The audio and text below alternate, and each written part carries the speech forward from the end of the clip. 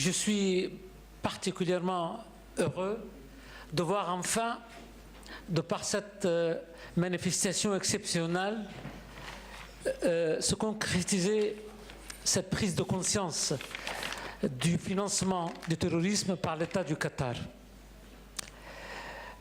Cette prise de conscience qui a commencé il y a à peu près un an, je crois à la veille des élections présidentielles, et depuis il y a une avalanche de livres qu'on trouve sur le marché à Paris qui traitent de ce sujet. Mais le financement du terrorisme n'est que l'arbre qui cache la forêt.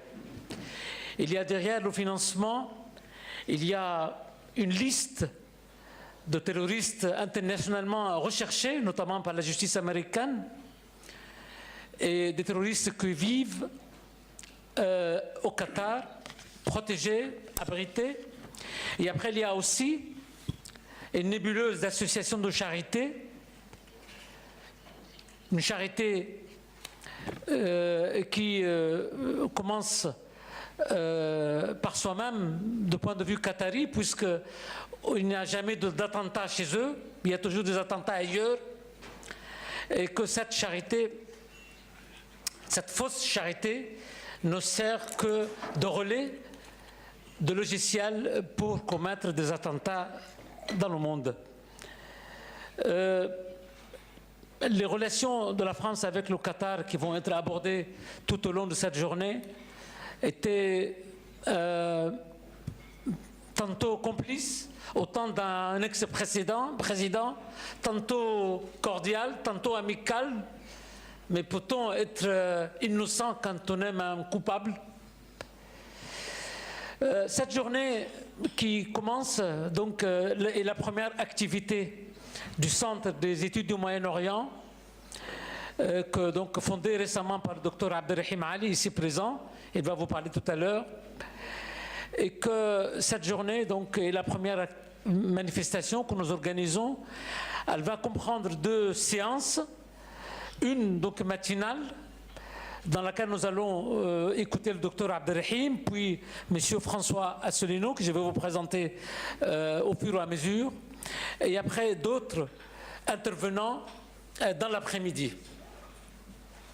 Il y aura entre les 2 séances un déjeuner et après un cocktail dans l'après-midi, et probablement on va ouvrir la salle pour un jeu de questions-réponses.